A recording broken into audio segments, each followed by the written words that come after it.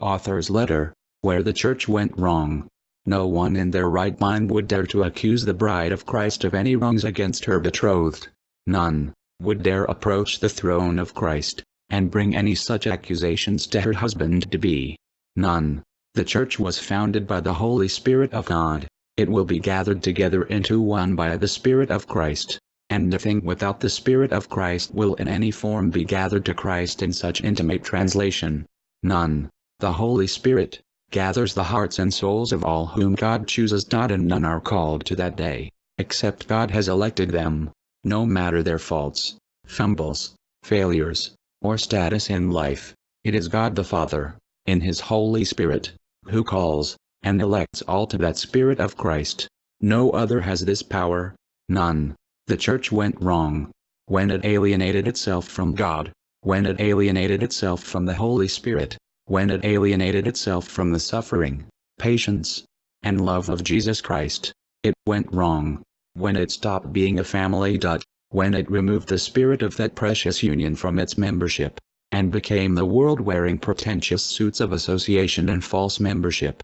It went wrong when it forgot how to love God, and chased all the ways of Satan, spending every drop of sweat, and every bit of money it has, on snake oil and vipers' comforts.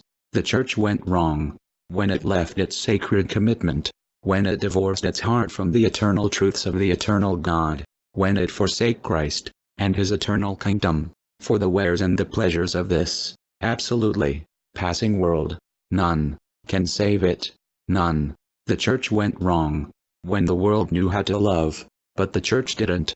When the world became better stewards and missionaries and neighbors to the poor and the trodden than is the church. When charities are doing the work of the evangelist, the work of the Christian, and Christians have become unbudging stones, stuck in the mud of their individual lives, because they can't love anyone except themselves.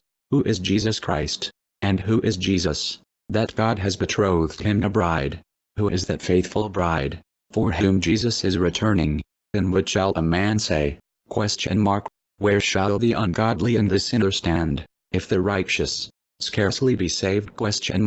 Be mindful of such a thing, not to fear hell, not to fear punishment, not to fear eternity, but to fear Christ, to fear shame, to fear the pain of eternal heartache, knowing forever that He is the Son of God, heir of all things, and ruler over every speck and soul and total existence, the beginning of all things, and the end of all things.